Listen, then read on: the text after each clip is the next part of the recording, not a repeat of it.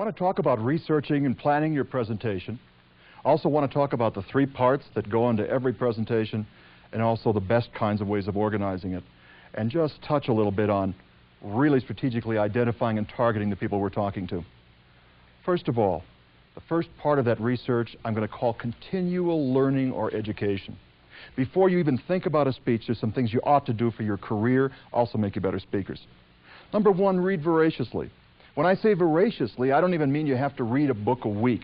Spend 20 minutes a day. With the ordinary speed of the everyday American, you're going to read 20 200-page books during the year. You keep up on the management techniques, you keep up on what's going on. I think it's important. It's information you can draw on at any time, not just in a presentation one-to-many, but one-to-few or one-to-one. Number 2, keep up on the technology. We're going to talk a little bit later about speech compression. And speech compression means that you can speed up the rate of speed. Several years ago, if you tried this, you'd speed your tape recorder up, and you have Mickey Mouse. We now have devices that you can buy in the store, ordinary drugstore, that will speed the voice up twice its speed. You can learn twice as fast. As a matter of fact, retain even more. Familiarize yourself with this, because learning in a car and with audio tapes is a very effective way of learning. Number 3, particularly for speaking, audio-visual taping. Do it 2 ways. Tape good performances on TV that you can watch because there's good models. And number 2, tape yourself. I think all these things can be done constantly. Now, research for specific topics beyond this. You're going to talk to a group. There's a source in the library called the Encyclopedia of Associations. It's a very large book. It'll be in the reference section of any library. Contact the professional group. It will list in this particular source 17,000 associations. It will tell you the executive director's name, phone number, what their special interest groups are. If you're in training and development, look up the American Society for Training and Development. It will tell you there's over 20,000 members. It will tell you how many local groups they have, in addition to all the special interest groups. Most organizations also have a list of members. So the nice thing is you have this whole member list. If you looked up the ASTD, or American Society for Training and Development, you'd find out the member's special interest. You'd find out his work phone number, title. You'd have all this information and even address written right down there. You are now in a position to not just get information from the professional organization, but also get information from an individual by talking to him on the phone and interviewing. It's a compliment. You can get first-hand information. Let me stop momentarily and say that when I do different groups, yesterday I was in New Orleans. I did the financial directors. It was the board of directors for the financial aid people in colleges and universities. I was very careful to contact the national organization. They sent me copies of the journals. They sent me copies of the new legislation because they were discussing it. I knew all that going in. I knew about their red book. I was able to even pinpoint pages on it. It gives you specific information that builds credibility. The very first data processing group I ever did was in Rockford, Illinois. I looked at their journals. I wouldn't pretend to understand computers. In fact, I did a disclaimer. I said, I'm not a computer expert, I'm a communication expert, as I started. I then proceeded to use the latest acronyms, the latest jargon, and talk about their latest interest. I went through the articles. I noticed the most common articles, what their big problems were.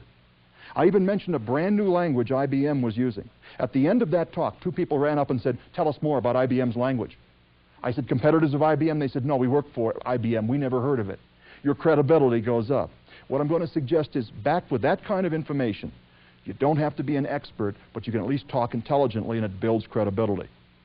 Now, in addition to those sources, look to any trade journals, trade magazines. Look also to newspapers and cartoons.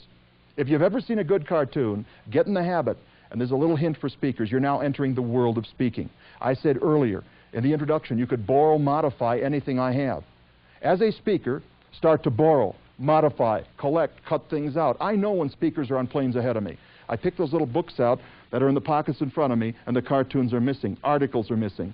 I take another book, and they're usually good articles. A speaker has preceded me. As a speaker, you ought to be easily identifiable by pieces of paper hanging out of your pocket, by 3x5 cards you're taking notes on, and by all means start collecting cartoons or articles, even if you don't have need for them now. You see something that's useful, collect it. Be on the ever-observant search for material. You don't wait till a speech comes up, it's too late. Here's the beautiful thing about it. You have an interesting article, put it in what I call X-Files. I now have about 2,500 articles in X-Files. I periodically go through the X-Files and I see, is there a theme? And here's the beautiful thing. After a while, you start to develop themes and you can use them anytime. I have 2 articles. I want to just explain to you what a really good collection of material can do. You'll hear professional speakers who will get up and you'll hear them be very fluent. You'll hear them suddenly take material out and feel very confident. Have some material ready to go. Now, the nice thing about collecting the newspaper articles is it gives credibility to the story. It really happened, and truth is often stranger than fiction. Secondly, you can tie it to a point. For all of you, can you think of any topic you might talk about where an important part of the topic might not be details are important? Aren't details important in just about any topic you can think of, but focus on the details, don't make a mistake in the small details? Would it cover most of the topics you think about? Okay.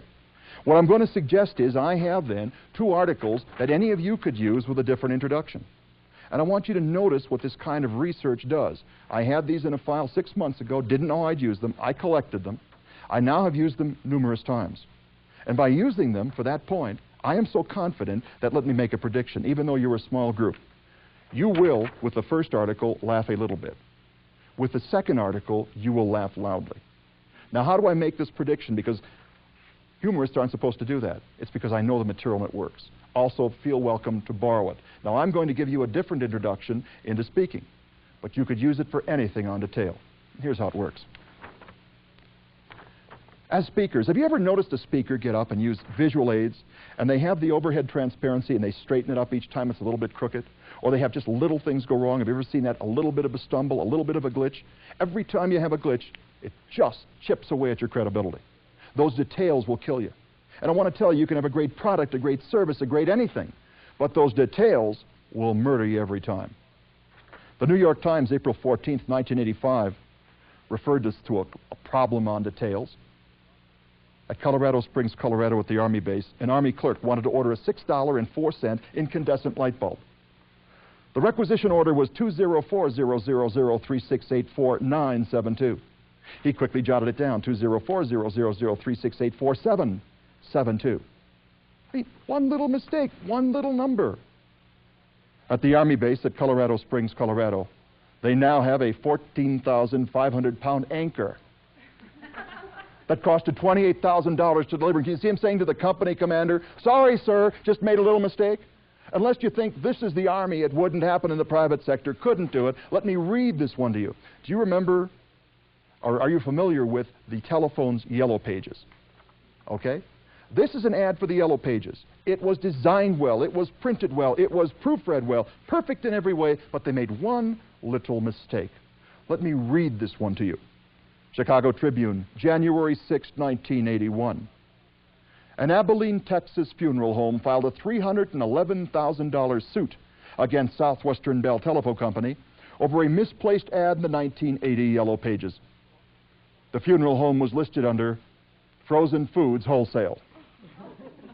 Mortician John Hamill, complaining of crank calls, said some guy even called and asked what meat was on special for the day. Now, there's some pretty gross people out there.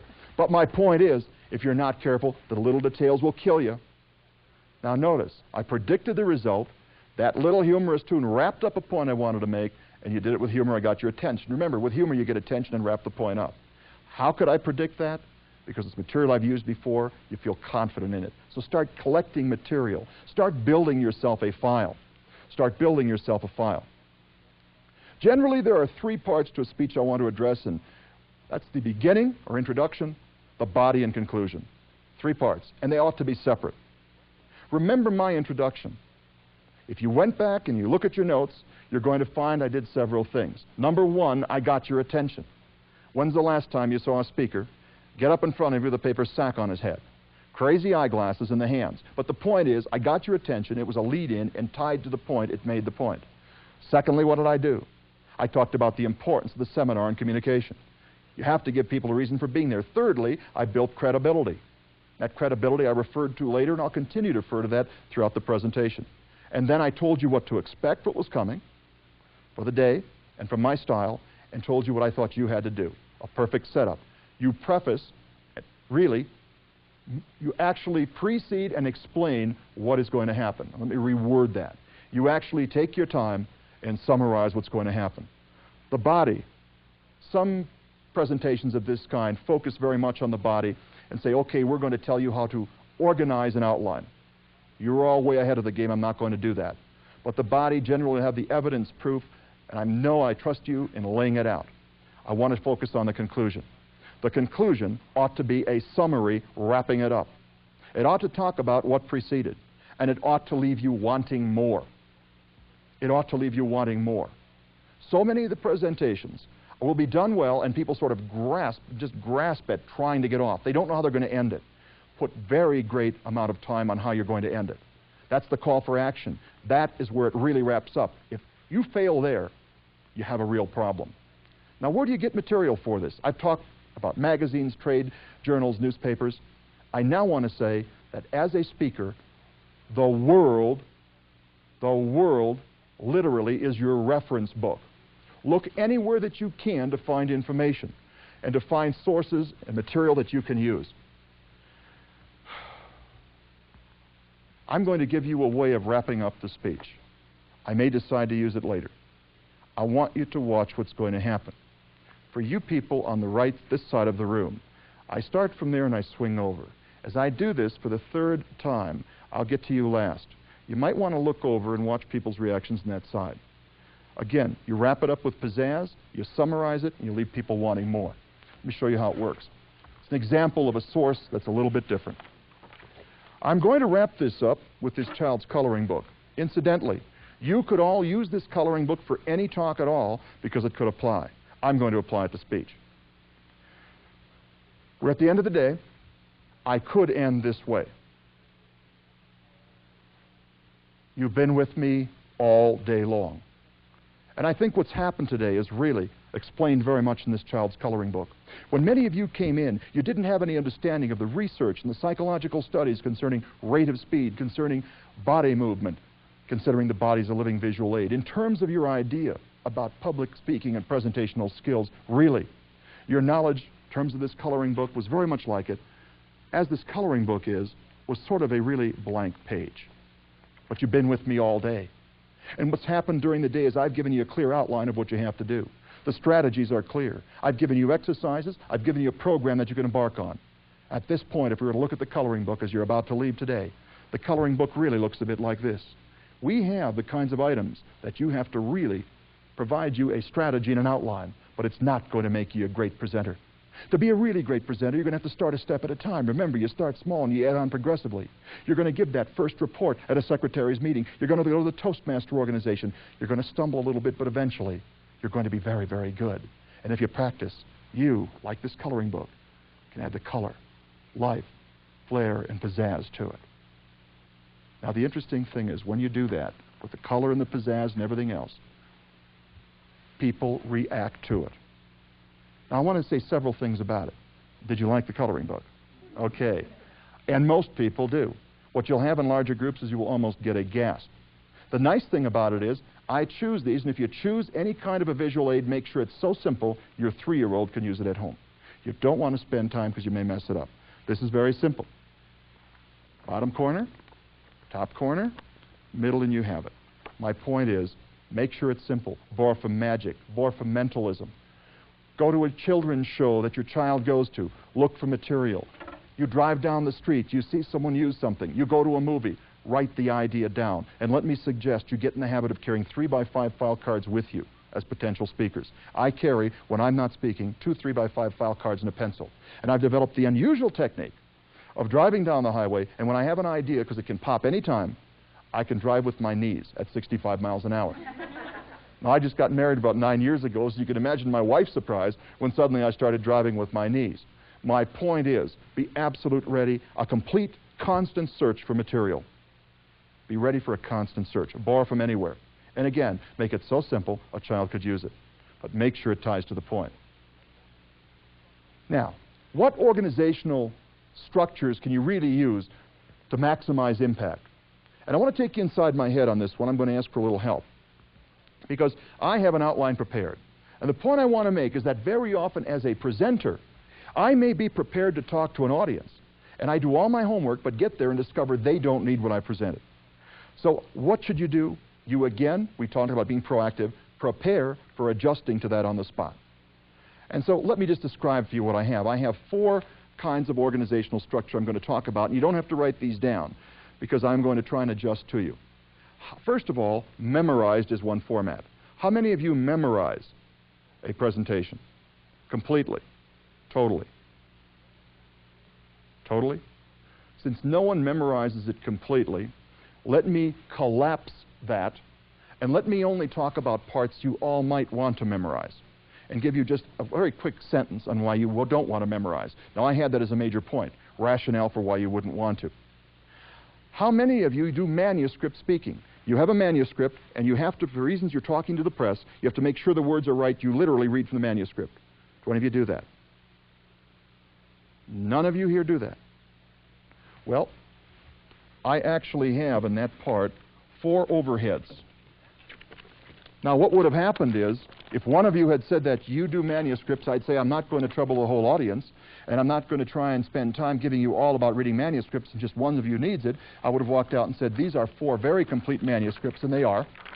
You look at it, get the notes, and I'll give you 3 other ideas in a one-to-one. But since none of you really deal with this at all, let's do this. Let's put this aside and get rid of manuscripts. It has no place in this presentation. So already we've changed one thing. I do want to talk about the 2 other issues because I think they're important. Impromptu, which is a very different definition, and what we call extemporaneous. So you notice what just happened.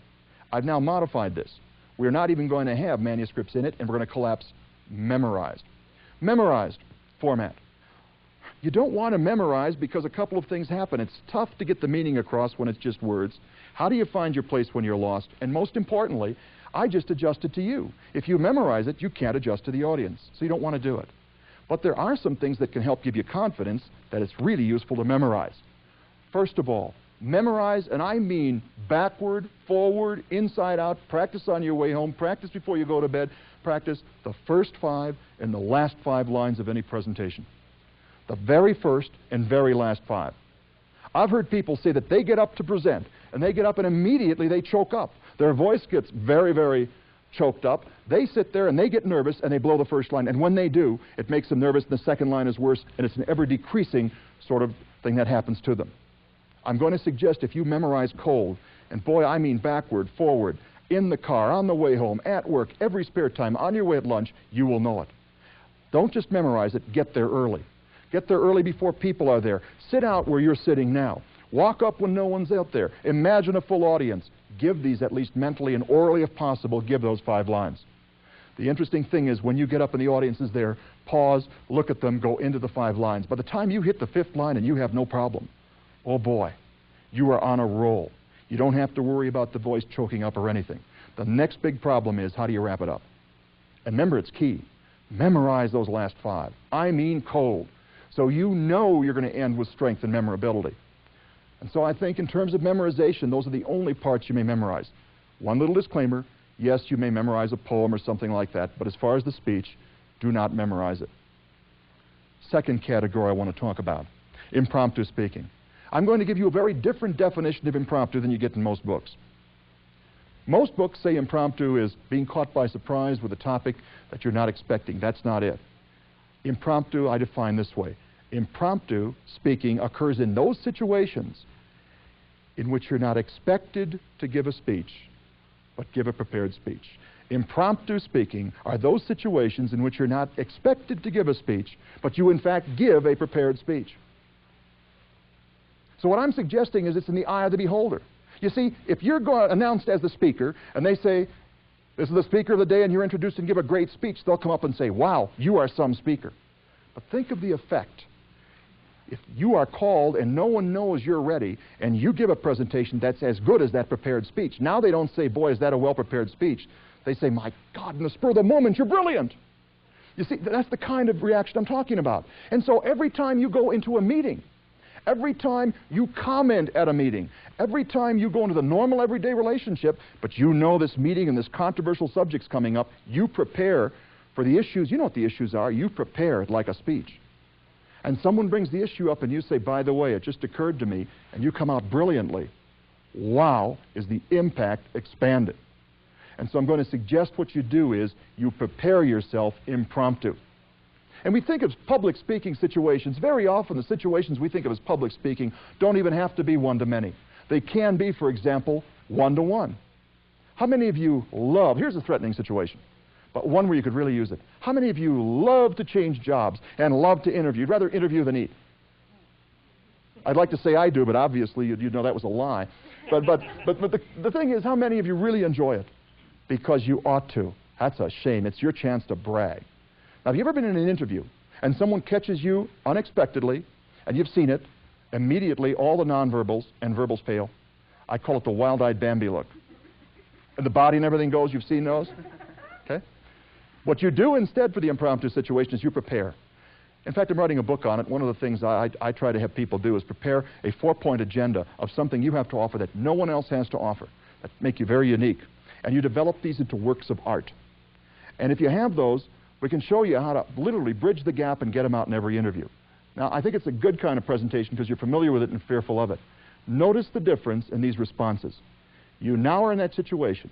They're asking a hard question, but you prepared, and you prepared your impromptu speech. Normally, the people will go the wild-eyed Bambi look, but you're ready. There's 2 strategies you can have. The first one I don't advise. What you do is you look at the interview right in the eye. You look at them and you say, that's a tough question, and it is. In very great control, you sit back on your chair. Just look to the right side of their right side or of their face, and you start thinking momentarily in complete control and say, that answer really draws from at least 6 disciplines. It's very interdisciplinary. In terms of psychology, I would draw from Sigmund Freud. And you would give this beautiful answer, and they are saying, my word, is the person prepared. But you don't do that. You play it for persuasion. And here's what you do. You look them in the eye. You pause a bit longer and say, that is a very tough question. You then lean back, looking them over, looking a second or 2 longer, in complete control, in thought. And now you hesitate, though you don't have to, because you're apparently doing this on the spur of the moment. And so you hesitate and say that actually comes from 6 disciplines. And if I were to draw from Sigmund Freud, his first book, no, that's his second book, page 38. And you come up with his direct citation. And then all of a sudden you're not hesitating. You're saying not only that, from the fields of astronomy and physics, and you're on a roll, apparently doing it in the spur of the moment. They're now saying, on the spur of the moment, the person is brilliant. Every time you've gone into a meeting and sort of winged it and just sort of made it up as you go along, you've missed a chance for impromptu speaking. You talk about visibility, that is the best chance for visibility. And again, it's based on preparation. So I'm going to suggest use those impromptu situations. Prepare it. And each time you do it, folks, what you're doing is preparing speeches. You're working on it. You're getting better at the performance in front of people. So work on them like they're a speech. They're usually not that threatening a situation. Extemporaneous speaking. I'm going to talk later a lot about lecterns and what happens. You see, there seems to be a cultural phenomena that occurs. Have you ever seen it happen? You are going to give a presentation, and immediately it's like magnets drawing iron. You can't help yourself. I'm going to give a speech, and you're drawn to it. You try to fight it, and you are suddenly dragged, even if you don't want to get there, toward a lectern. Now lecterns are not bulletproof. They don't protect you. But somehow you'll find yourself behind a lectern. And what you'll do is you'll be tied behind that lectern. Incidentally, they now call that the talking head syndrome. Yes, for certain ceremonial speeches, lecterns are good. You ought to know how to use them. Generally, no. It's sort of an anachronism. We're going to talk a little bit more about it later. But we're going to suggest a different style of speaking. You see, lecterns allow you to speak and allow you literally to read a manuscript. And there's a real problem with a manuscript. Now, what we're going to say with extemporaneous speaking is you break from a lectern. Now, when you break from a lectern, you don't read a manuscript, you carry your own. It can be a file card. Now, here's what I recommend. 3x5 file cards. What you do is you don't write it word for word. What you do is you write words or phrases. And on any card, have 10 minutes, at least 10 minutes of your presentation. And what you do is you write it so you can read it. Write it in black and write it large enough so you can go into a darkened room or so that the third row can read what your outline says. because you don't know what kind of light you're going to be in. And my eyesight's not the best anyway, but you make sure it's large enough. Write it in letters just about 3/4 of an inch tall. If you want to, you don't have to use words. You can use acronyms. You can use shortened versions. You can use OASIS, whatever, to trigger it. And what you do is you practice with it. A lot of people say, well, you're out there. It's very noticeable when you're out there with file cards. And it is. If you stand like this, as if these things have little invisible legs on them, people will notice. But what you do is you practice with it. Number one, practice in all kinds of light. Make sure you can read it from any distance. Any object, I'm going to mention this again, any prop you use becomes an extension of your body. Think of longer fingers. Wouldn't it be nice if I was a little bit taller and leaner? I can't do that, but I give the impression because this arm at least a little longer. My point is, I become very used to it. It becomes a living part of me. Practice with it, get used to it. And the beautiful part is if you practice with it and have those large letters, you can cue yourself when people don't notice. You can use this thing to gesture with. There are really 3 levels, 1, 2, and 3. You could even sit there and gesture toward it, and I just cued myself. The important thing is get used to it in extemporaneous speaking. I think it's the way to go. It gets you away from a lectern. Remember, this is a physical separation between you and an audience. You now are close. They're going to open up to you. You can move into them anytime you want. And finally, you look for feedback. Boy, you have instant feedback and rapport. You can make those adjustments. Extemporaneous speaking allows you to make those adjustments. So get away from the lectern. We're going to talk a lot about moving and practicing moving, but I think it's important. So the modes we're talking about are extemporaneous, impromptu, and what you memorize. I now want to talk about targeting the audience, and I want to talk about it in communication terms. We're about to enter, I think, again, it's all important, but a very exciting part of this whole program. And this program is really based very much on how we communicate face-to-face and the techniques verbally and non-verbally. Albert Mehrabian has suggested that in face-to-face communication, 7% of the communication event is verbal. Despite what you learn in English classes, only 7% are the words in the content. And you might want to get that down because in face-to-face, that's how it works. 38% is voice. How loud? How soft? How gentle? How high? How low? Is the voice relaxed? And finally, the nonverbal 55%. Do you smile? Do you lean forward? Do you touch and say, job well done?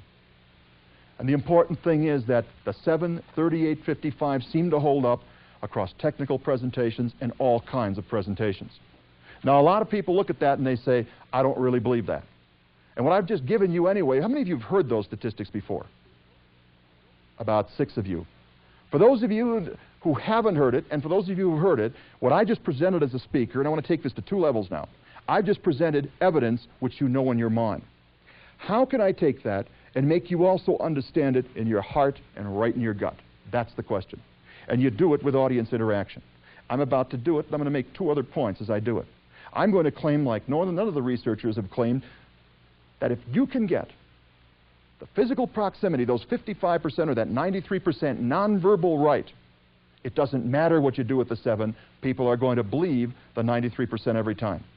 You can have all the content there, but if your 93% is not consistent, they're going to believe the 93%. Number 2, if you're shy and can't talk to people, the mere proximity with the right nonverbals is going to trigger communication.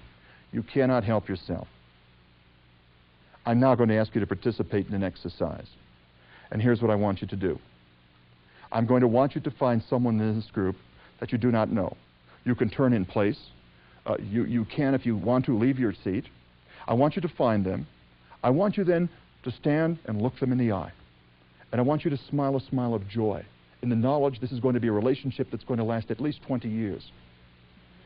I want you then to just freeze that smile, freeze that look, stare into each other's face, and I'll give you further instructions. Let me give it to you again. I want you to find an individual you do not know. I want you to approach them. I want you to face each other. I want you to smile. I don't want you to say anything to each other. I want you to smile, freeze it, look at each other, and I'll give you further instructions. Could you find that person? And you can turn in place, turn to the row behind you.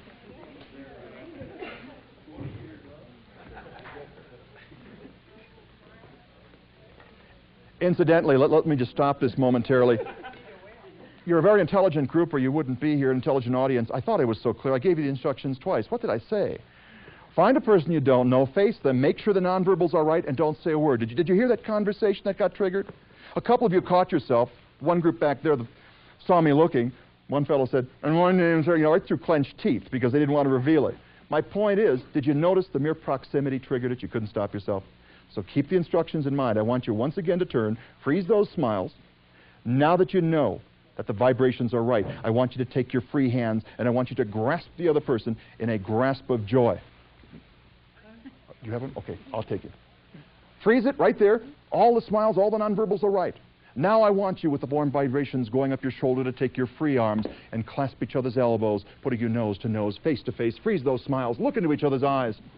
And now I want you to say to each other in this tone of voice these words at the same time. I really don't like you very much. Try and say that once. I really don't like you very much. Thank you so much. Did you have trouble with that? And you notice what happened? You couldn't say it. I call this the brain meltdown. When the nonverbals are against what the verbals say, you're going to buy the nonverbals every time. And it has great meaning. It has great meaning at work. You walk in feeling really good someday, and you come in and say, boy, it's going to be a great day. And the boss comes by, and you say to the boss, good morning. And the boss comes by and says, good morning. You believe that nonverbal every single time. And as a presenter, if I'm up here and I say to you, I'm happy to be here today, you don't believe me. And so again, that 93% is so critical. And it's really the focus of some of the directions we're going in now. And so I want to talk about targeting that audience and really using all three of those things, vocabulary and the nonverbal. Now, first of all, the vocabulary, I think is very, very important.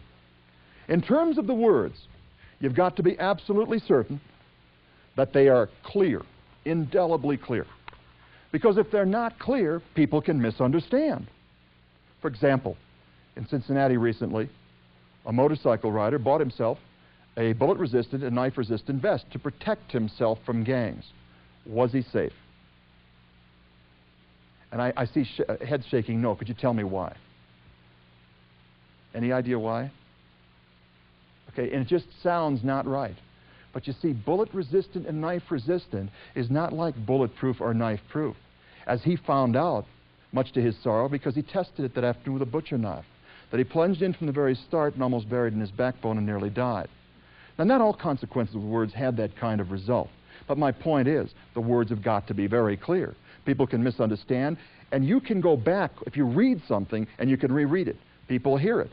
You ought to have some repetition, but still, the words have got to hit them right away, or you could have misunderstanding. So I'm saying making sure that the words are absolutely right, and make sure the message is clear, or people will have a wrong assumption. There's a number of things that really happen in terms of words and communication. And one of the things in terms of non-clarity of message, I think, occurred in Chicago in late 1981. The Chicago Hustle, if you remember, was a women's basketball team. And there was a whole professional women's basketball league. And they went under, they've gone under since this time, since 81. But at the time, they were trying to survive. Chicago Hustle, to survive, opened the sale of stock to the public. No one would buy it. They didn't understand it. They called in consultants. They said, how come no one wants our stock? We don't know. It looks like terrific stock. They called everyone in, and finally a reporter from the Chicago Tribune came in. And I think he pinpointed the problem. I think it turns out to be vocabulary. Let me read to you. He says the prospectus itself might provide the answer. It begins with this warning in capital letters. The securities offered hereby are highly speculative, involving a high degree of risk, and should only be purchased by persons who can afford to lose their entire investment. Now, I don't think it's any mystery why they didn't buy, but they didn't figure it out. Apparently, they don't know much about marketing and don't know much about the meaning of words. So my point very simply is make sure the words are right, because we've had some things really done when the vocabulary hasn't targeted the market. Secondly, make very, very sure that you absolutely have the jargon right. To communicate, You ought to communicate in the appropriate jargon of the group of people you're dealing with. Some people say don't use jargon. Oh no, it's familiarity. Do use the jargon or acronyms of the group you talk to. Don't assume that just because you're talking to a group, they understand yours. You've got to, again, make the translation. Transcript from a meeting. Let me give this to you. Now, as you all know, the contract had been set to be cost plus at $150K, but we were obeyed. Then getting a firm ETA on the RFQ has been like going through Max Q-Dough. Schmidt specifically, you know him from the Yellow Brick Road in Naptown, thinks we're fat in our swags. We've got to bite the bullet and squeeze. We're in the same bind as on our Merck program. How many of you know what's being said here? How many of you care? Does it make any difference? I'm not sure they know. My point is, you've got to really put it together, because the right vocabulary can keep you in or keep you out of a group. The right vocabulary can also help you climb or not even enter a group. 1981, you might have remembered, a University of Wisconsin-Madison student developed an H-bomb. Do you remember this? And the government was appalled. They said it's a communist plot because he got all the information from government agencies, nuclear agencies, and he got secret information. When they tracked it down, here's how it was accomplished. The Bulletin of the Atomic Scientist had a lexicon or dictionary of nuclear terms. The student read it. He wrote letters to the nuclear agencies using that terminology. The nuclear agencies read it and said, well, the words are right, must be a member of the nuclear fraternity. And they sent the secret information out, and he was able to put together a bomb. My point, the language can keep you in or keep you out, so use it as an advantage. Unless you think this is bizarre. It's an ad from the New York Times. Programmer analysts, if you can answer these 5 questions off the top of your head, you're the person we want to speak to. Let me give you 2. How many length codes are there in each of the following assembler instructions? MVC, ZAP, CVD, ED? Which IBM utility would you use to A, rename a data set, B, compress a partition data set, C, list the contents of a direct access volume, or D, print an ISAM file? How many of you can answer that? They don't even want to talk to you, and you haven't even gotten to the other 3 questions. And my point is, you've got to have that down. So study it. It's a real door opener. I'm going to say next, in terms of vocabulary, translate any figures you can to human terms. Translate these figures or financial figures to human terms. It's persuasive. It's persuasive. $1 trillion. What does that mean? Any ideas? How many zeros? What will it buy? You know it's a lot of money, and none of you can answer it. Let me explain to you what $1 trillion is. I think it'll change your perception. If you were to count $1 trillion $1 bills, 1 a second, 24 hours a day, it would take 32 years. Or to put it differently, it's been figured that with $1 trillion, you could buy a $100,000 house for every family in Kansas, Missouri, Nebraska, Oklahoma, and Iowa. Then you could put a $10,000 car in the garage of each of those houses. There'd be enough left to build $10 million libraries and $10 million hospitals for 250 cities in those states. There'd be enough left over to build $10 million schools for 500 communities, and there'd still be enough left to put in the bank and from the interest alone pay 10,000 nurses and teachers, plus give a $5,000 bonus for every family in those states. Does that give you any more of an idea? Will you likely to remember that? Sure. It's going to impress it on you. And I'm going to suggest that whenever you can, translate it into human terms. Whenever you can, next point, make sure the language is highly emotive and concrete. Emotive and concrete. Make sure the example hits home, because people will tend to remember it. They've done research in psychology. Emotive, concrete language can increase retention 200 to 400%. That's 2 times to 4 times. In the Reagan-Carter debate, President Reagan's very good at this, or his speechwriters are in any event. In the Reagan-Carter debate, an issue came up of unemployment. I do not remember the figure. I'll tell you what I do remember. I remember Reagan's response to the unemployment figure. And here it was. Carter said, we're not talking about bad unemployment figures, and President Reagan, then candidate Reagan, said, I'll tell you what those figures translate to in human suffering. If the first unemployed man in New York City faced west and held out the right arm and put it on the shoulder, the right shoulder of the next unemployed person, that line would begin in New York City, would extend through the state of Pennsylvania, would end up going around the Great Lakes, pick it up in Iowa, come across Iowa, Kansas, Nebraska. You would literally cross the Rocky Mountains, and the last unemployed person would rest their hand on that last unemployed person's shoulder in Los Angeles, California. And I can still see visions of cornfields in Iowa and Kansas and see unemployed people touching shoulders all the way across. That's left a very important impression on me. So when you can, make sure you make that translation. Let me finally suggest there's some very powerful words you can use. Yale University studied the most persuasive, powerful words in our language. The most powerful one is you, meaning the other person. You. In addition, money, save, new, results, easy, health,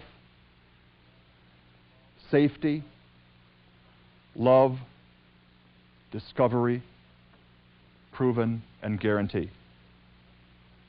You, money, save, new, results, easy, health, safety, love, discovery, proven, and guarantee.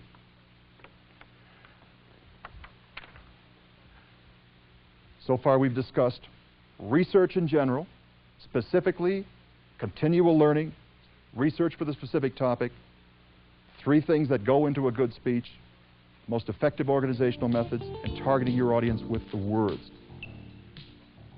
This has been Volume 1, Part 2 of Confident Public Speaking. Roko discussed the importance of researching and planning your presentation. He used newspaper articles to establish credibility, along with a child's coloring book to hold the audience's attention. Next, he outlined the differences between memorized, impromptu, and extemporaneous speeches. And finally, Roko presented the elements of effective communication. Confident Public Speaking continues on Volume 2, where Roko talks about using your voice and body and staging your speech.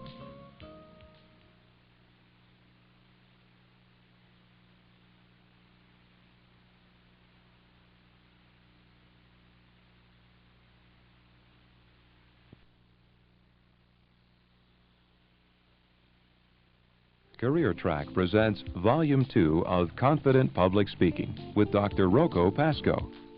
In Volume 2, you'll learn how to use your voice and body to reinforce your message, as well as how to stage your speech. Now, Volume 2, Part 1 of Confident Public Speaking. We're going to talk about your body, we're going to talk about what you do with it, and we're going to talk about your voice, and we're going to talk about some items of, I call them pizzazz. It's amazing. Everywhere you look in our society, they've taken the individual and the people out of it. 1983 Time Magazine Man of the Year. Who was it? Anyone tell me? The computer. Who was number 2? E.T., extraterrestrial, beating out Menachem Begin. Now, I think that's a little bit unusual, but we've gone even farther than that. The Milwaukee Sentinel, February 25th, 1980, talked about the telephone company. Do you have the Reach Out and Touch Someone campaign here? Let me tell you how it started. The phone company decided they were going to get the human element back into the phone conversation, because you know that you don't have the human body, so you only have the voice. And so they commissioned a company to design a robot arm. You'd have a joystick on all phones, and on the other end of the phone would be a human arm. And so what you could do if you talk to someone is you could give all the warm, touchy human feelies and get that part back in the phone conversation. I talked to this woman, and I'm her boss, let's assume for a second, and I want to tell her she's done a nice job. I worked my joystick, and on her end, my voice is saying, you've done a nice job, and the old mechanical arm is going, there's this warm, touchy feely, right? I thought, how bizarre. Couldn't possibly happen. That was in February. Let me read you Milwaukee Sentinel, November 28, 1980, Gainesville, Florida, Associated Press release. An experimental robot shaped like a human arm went haywire and attacked itself, dislocating its shoulder, said the University of Florida student who was operating the robot at the time.